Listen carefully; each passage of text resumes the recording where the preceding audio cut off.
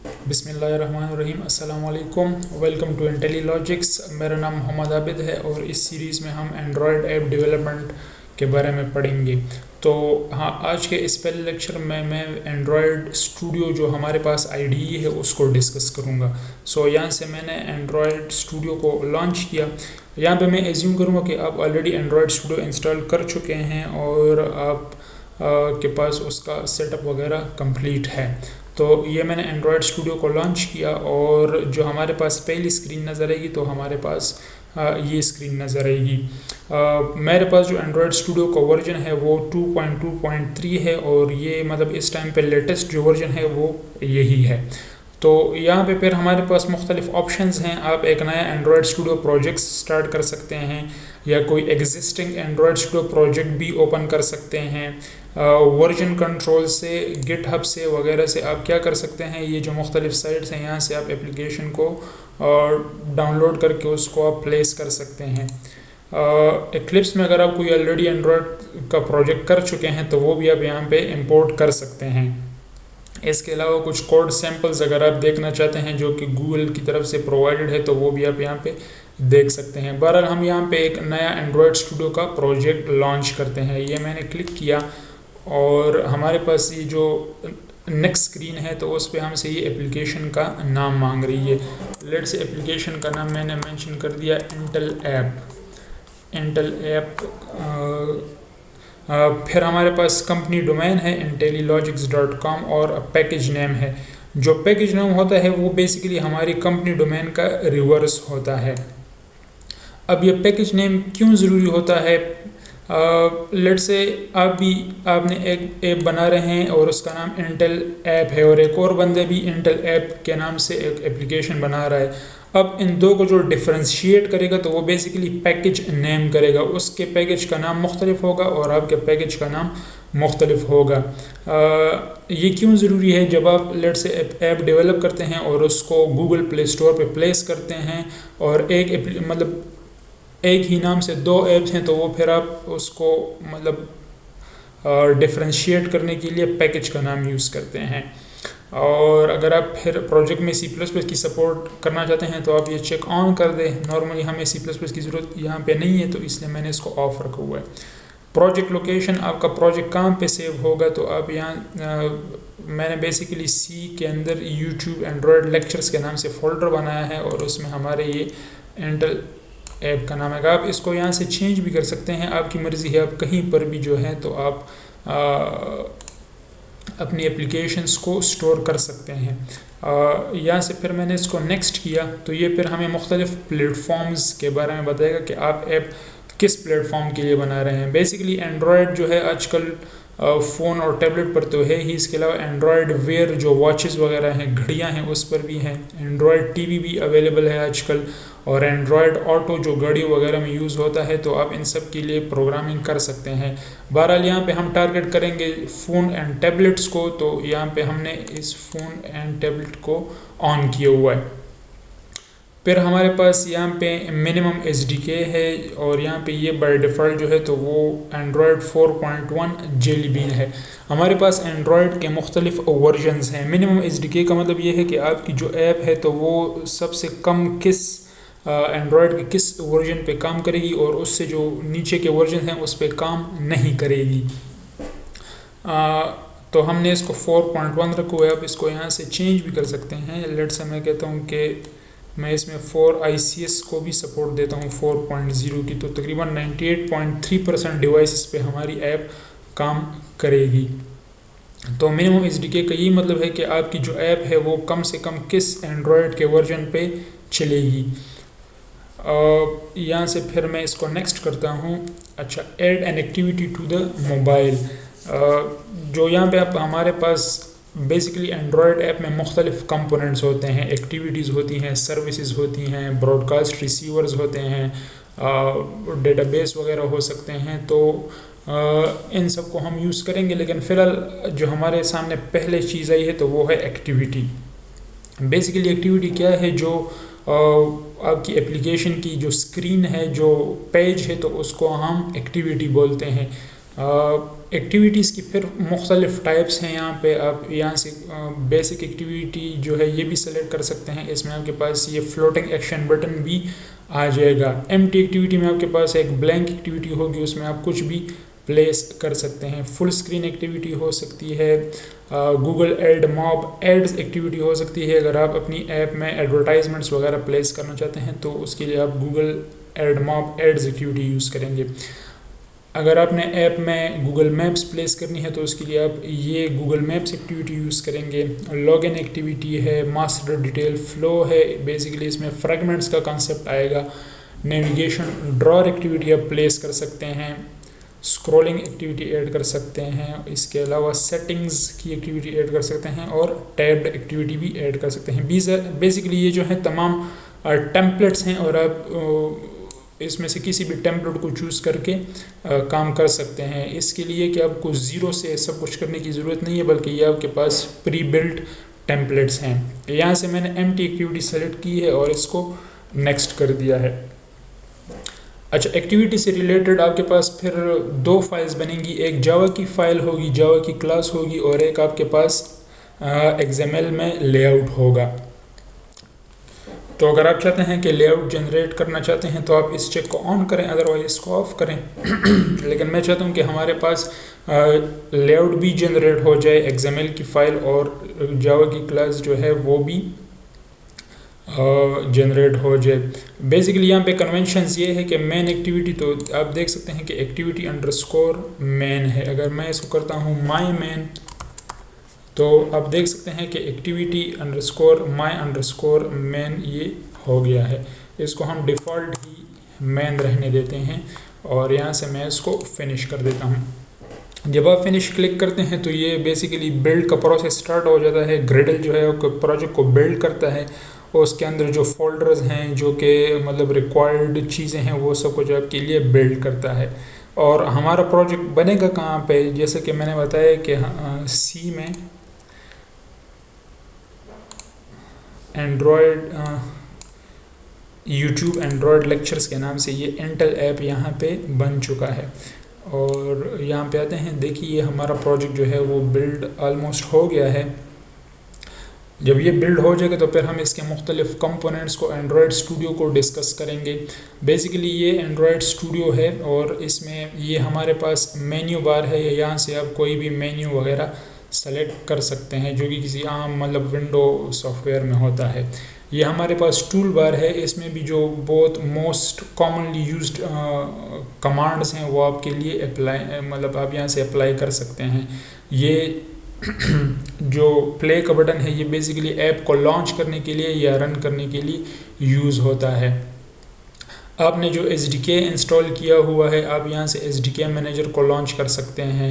अगर आपने कोई virtual device Android virtual device बनाई है तो आप उसको यहाँ से मैनेज कर सकते हैं, नई डिवाइस बना सकते हैं।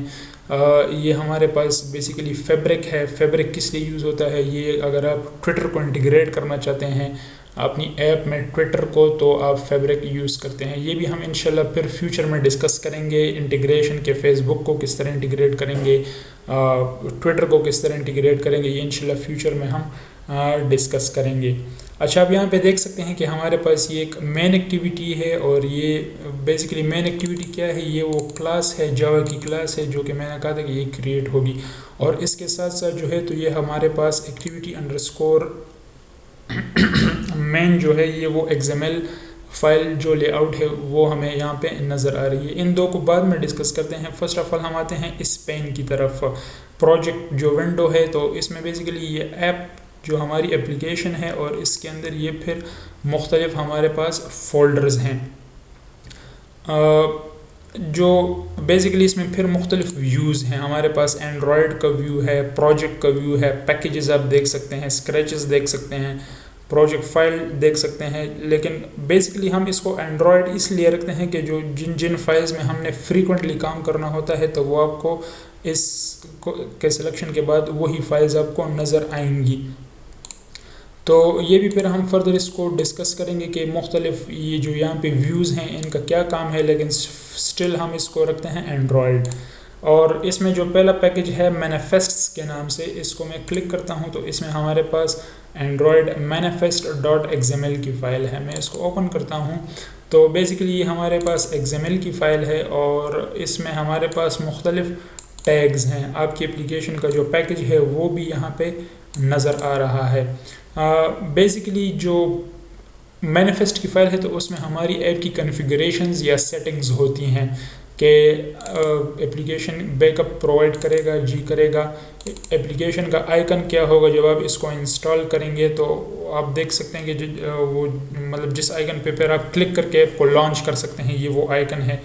और बाय डिफ़ॉल्ट इसमें ये एंड्रॉयड का जो लोगो है वो नज़र आ रहा है। लेबल क्या होगा हमारी एप्लीकेशन का, support right to left support है, बिल्कुल है। बाज़ औक़ात हमने मुख्तलिफ़ लैंग्वेजेस, लेट से हम उर्दू यूज़ करना चाहते हैं तो उर्दू के लिए फिर आपको अपने ये जो मेंशन करना होता है राइट टू लेफ़्ट सपोर्ट को। हमारी एप्लीकेशन की थीम क्या है वो भी हमने यहाँ पे मेंशन की है। अच्छा, इसके अलावा यहाँ पे जो हमारे जितनी भी एक्टिविटीज़ होंगी आपकी ऐप में तो वो आप यहाँ पे मेंशन करेंगे। फ़िलहाल हमारे पास सिर्फ एक एक्टिविटी है, मेन एक्टिविटी, तो वो उसका टैग यहाँ पे बना हुआ है। और इसमें फिर इंटेंट फ़िल्टर हैं, ये भी फिर हम डिटेल से डिस्कस करेंगे कि ये क्या चीज़ है, क्या काम करते हैं। लेकिन फ़िलहाल ये वर्ड देख सकते हैं लॉन्चर के नाम से। लॉन्चर का मतलब ये है कि जब आप एप्लीकेशन को लॉन्च करेंगे तो सबसे पहले आपको स्क्रीन पे कौन सी चीज़ नज़र आएगी, कौन सी एक्टिविटी नज़र आएगी। तो जिस एक्टिविटी को आप लॉन्चर रखेंगे तो बेसिकली वही आपको सबसे पहले नज़र आएगी। और अभी चूंकि हमारे पास सिर्फ एक ही एक्टिविटी है तो that is our launcher activity. इसके अलावा अगर आपके पास कोई सर्विस है ब्रॉडकास्ट रिसीवर है तो वो भी आप यहाँ पे मेंशन करेंगे। और अगर आप अपनी ऐप को कोई परमिशन देना चाहते हैं, जिस तरह इंटरनेट की परमिशन है या SMS की परमिशन है, तो वो भी हम यहाँ पे मेंशन कर सकते हैं। यूजेस परमिशन और लेट से इंटरनेट, android.permission.internet।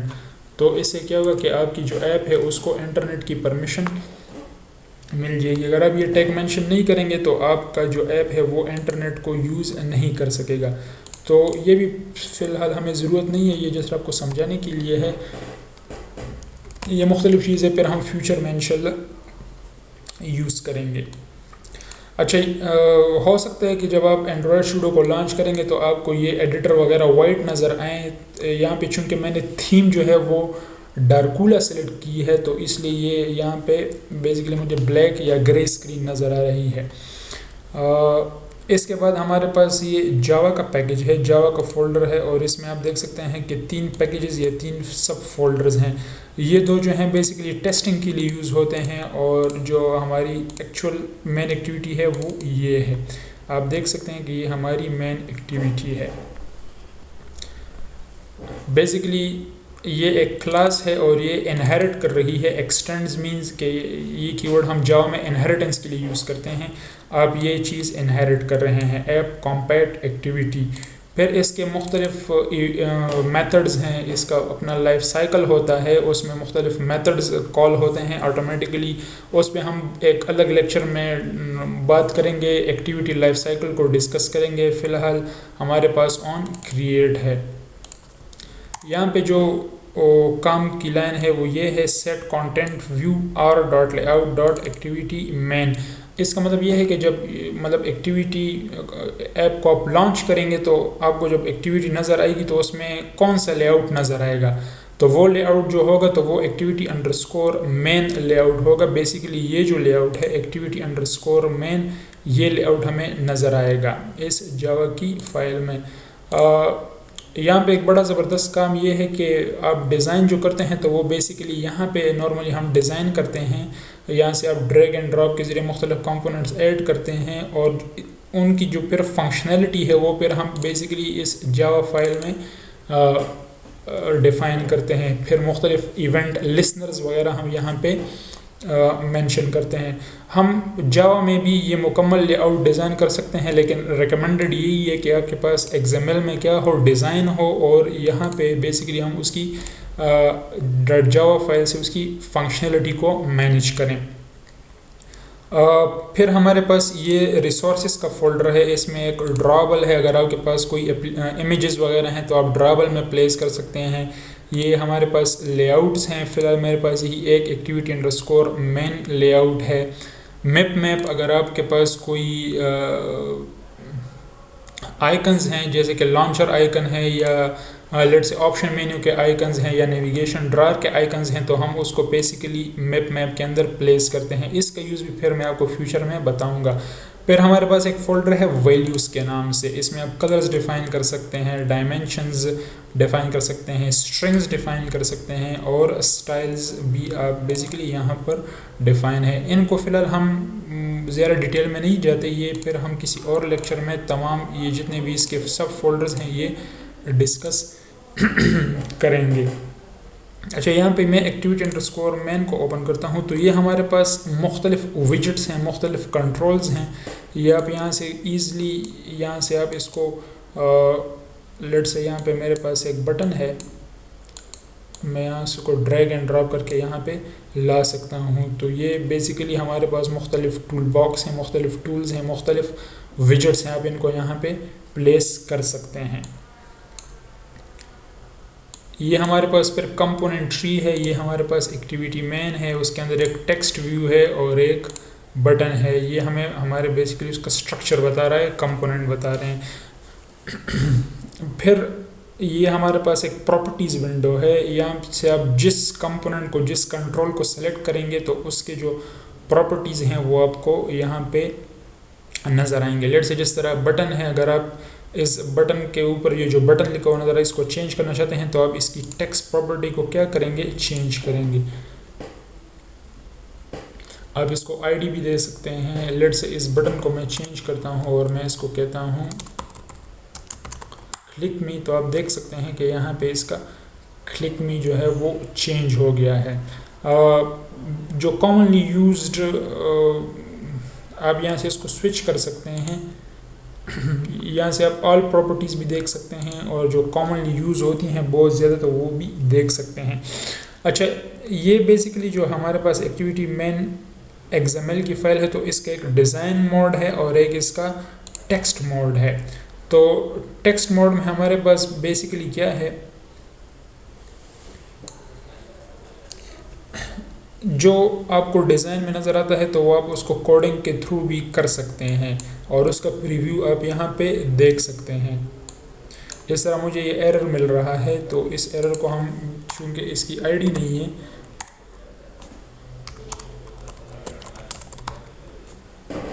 तो ये एरर दे के आपने ख़त्म कर दिया है। अब जिस तरह हमने वहाँ पे टेक्स्ट चेंज किया था तो आप यहाँ से भी इसका टेक्स्ट, बटन का टेक्स्ट चेंज कर सकते हैं।